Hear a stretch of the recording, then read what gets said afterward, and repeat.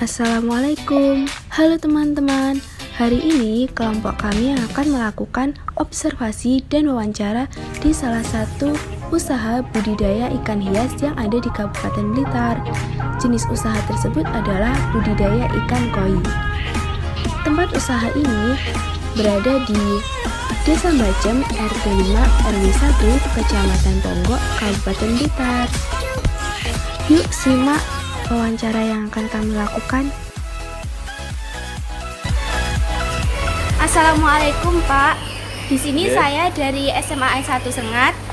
Saya ada tugas dari Prakarya Wirausahaan. Di sini saya mau mewawancara Bapak.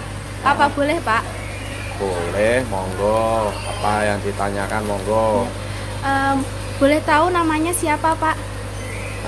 Ali Muklis. Dulu anak saya juga alumni SMA Sengat kok, Kamal Ma'ruf. Nggih. Monggo pertanyaannya. Pak, sejak kapan jenengan buat usaha ini, mendirikan usaha ini? Saya mulai usaha 1995.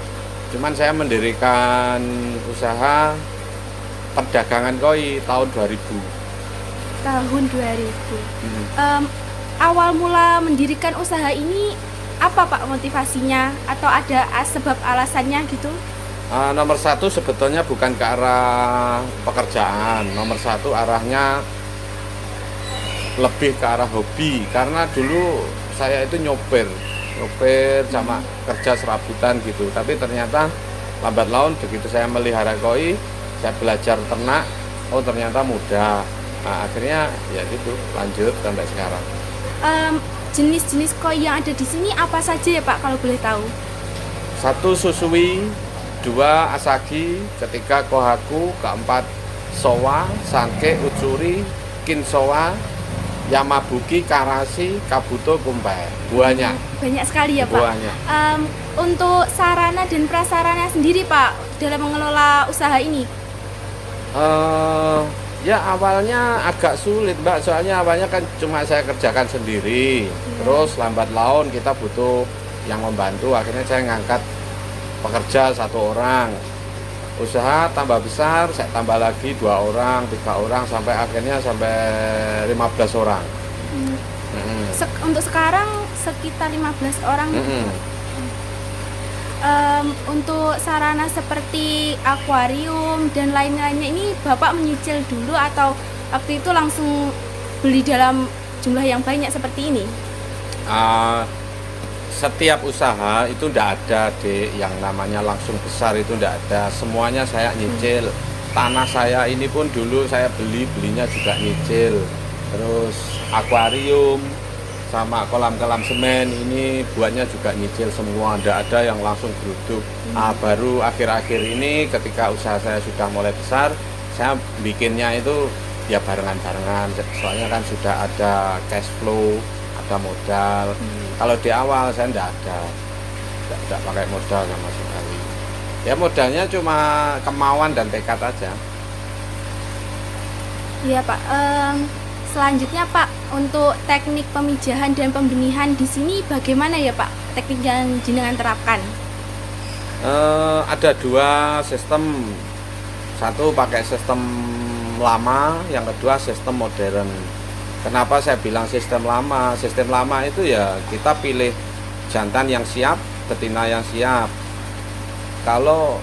Dan itu kita kawinkan 1-3 malam. Kalau 3 malam udah nggak mau bertelur berarti belum siap. Kalau sistem modern kita pakai sistem suntik. Jadi disuntik itu betinanya, disuntik di hormon supaya pelepasan telurnya enak. Nah itu 1 malam pasti bertelur. Ada 2 cara itu, modern dan cara lama. Semi modern. Kalau lebih modern lagi seperti cara di Jepang, kita suntik terus di stripping gitu. Tapi di Indonesia kayaknya mungkin masih 1-2 orang aja, kalau saya belum. Iya Pak. Nah Pak, untuk usaha yang jenengan dirikan ini kira-kira modal dan keuntungannya itu sekitar berapa Pak? Kalau boleh tahu. Kalau untuk modal dan keuntungan itu mungkin adik kan di manajemen. Iya. Ya jurusan manajemen kan? Di PES ada juga Pak. Ya. Jadi sampean melihat dari kalkulasi, mohon maaf, kalkulasi dari pekerja sekian orang itu sudah ketemu sebetulnya. Nah itu tanya ke Bapak Ibu guru Iya. aja. Dari 15 orang itu bisa menghasilkan income satu bulannya berapa, itu Bapak Ibu guru Iya. malah bisa nanti ya. Iya Pak. Mungkin cukup segitu dulu Pak. Terima kasih atas informasi yang sudah diberikan. Saya mohon pamit dulu Pak. Ya siap, Iya. tapi ada satu pesan dari saya. Iya. Jangan takut untuk memulai suatu usaha, Iya. ya. Yang penting nomor satu semangat dan cinta dengan usaha yang dilakoni. Itu dok. Iya. Jangan pikir yang lain-lain. Semangat dan langsung Bergerak. iya bergerak dan lakukan gitu ya. Iya. Oke. Terima kasih Pak. Ya belajar yang Iya, sungguh-sungguh ya, Iya. Dek. Cukup sekian wawancara dari kelompok kami. Bila ada kurang dan lebihnya, kami mohon maaf sebesar-besarnya. Wassalamualaikum warahmatullahi wabarakatuh. Terima kasih Pak. Oke.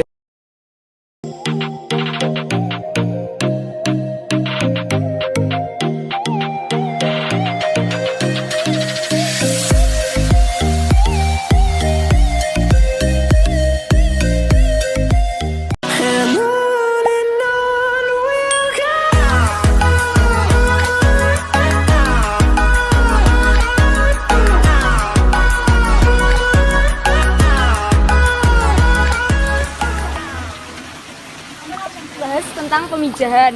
Mungkin bisa sampean jelaskan Mas ini bagaimana teknik untuk pemijahannya? Ya, cara pertama ya ini kolam yang kosong ini dikasih rumput seperti itu ya. Oh ya. Terus setelah itu ini dikasih ini dikasih ovaprim ya, Mas. Apa namanya? Ovaprim. Oh, Fatrin. Ovaprim ya kira-kira sekitar 7 mili lah.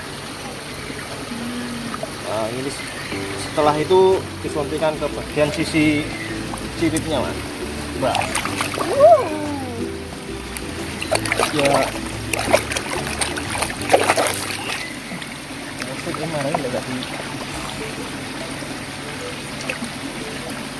Ya seperti inilah Mas caranya. Ini disuntikan ke siripnya sampai habis. Setelah itu dilanjut ditaruh di koen. Ini setelah 1 malam ini sudah bertelur. Pemijahan seperti teknik tadi berlaku untuk semua jenis ikan yang ada di sini berarti? Iya, kalau itu untuk semua jenis koi seperti itu Mbak cara pemijahannya. Kenapa saya bilang potensinya luar biasa? Orang bisa membreeding, mengawinkan koi itu bisa sangat gampang. Tapi untuk mencari anak yang bagus itu sangat sulit. Jadi tidak ada kata booming tentang koi. Makanya saya bilang potensinya sangat luar biasa. Selanjutnya Pak, untuk jumlah kolam dan populasi ikan yang dibudidayakan di sini mungkin bisa Bapak jelaskan? Ya sepintas saja, kalau kolam saya mungkin ada sekitar 150 hektar dengan luas sekitar 7 hektar. Kalau mengenai jumlah ikan, saya juga budidaya gurami, nila, sama koi. Kalau bilang jumlah koi mungkin ya 50 sampai 100 ribu ada. Kalau ikan nila, gurami mungkin ya 20-30 ton ada. Nah Pak, untuk perawatan di sini kan jumlah ikannya cukup luas dan banyak ya Pak. Untuk perawatannya mungkin untuk pemberian makan bisa Bapak jelaskan bagaimana sistematisnya? Kita lokasi dengan 7 hektar itu kan tidak satu titik. Kita memilih beberapa titik lokasi yang pengairannya enak. Jadi kalau ngomongin tempat ini tempat penjualan saya dan tempat breeding saja. Jadi bukan untuk pembesaran. Jadi kalau pembesarannya kita memakai cara sistem kayak tambak itu, kayak tambak udang itu. Jadi pakai yang luas, dalam, terus atas tidak ada tumbuh-tumbuhan, maksudnya samping tidak ada tumbuh-tumbuhan, itu tempat pembesaran saya. Dan sistem cara makannya ya kita kasih pakannya pagi sama sore. Jenis-jenis pakan yang digunakan di sini apa saja Pak kalau boleh tahu? Saya memakai 2 jenis, pakai pakan pabrikan dengan pakan fermentasi. Kalau masalah pakan fermentasi itu saya tidak bisa menjelaskan di sini. Iya. Ya. Nah Pak, sarana prasarana yang digunakan untuk budidaya ini, mungkin peralatan yang digunakan bisa jenengan sebutkan Pak apa saja?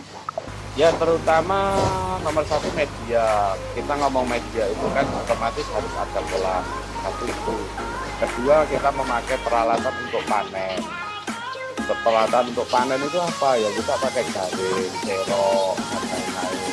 Terus ketiga yang jelas sebelum kita memakai tenaga kerja, kita masih mula ya kita sendiri yang maju supaya kita bisa menyelami dan mengerti betul tentang cara gimana penanganan yang baik, baru nanti mencari tenaga kerja. Kita harus tertib dulu di situ kalau masih belajar ya. Observasi pada hari ini, bila ada kurang lebihnya kami mohon maaf. Wassalamualaikum warahmatullahi wabarakatuh.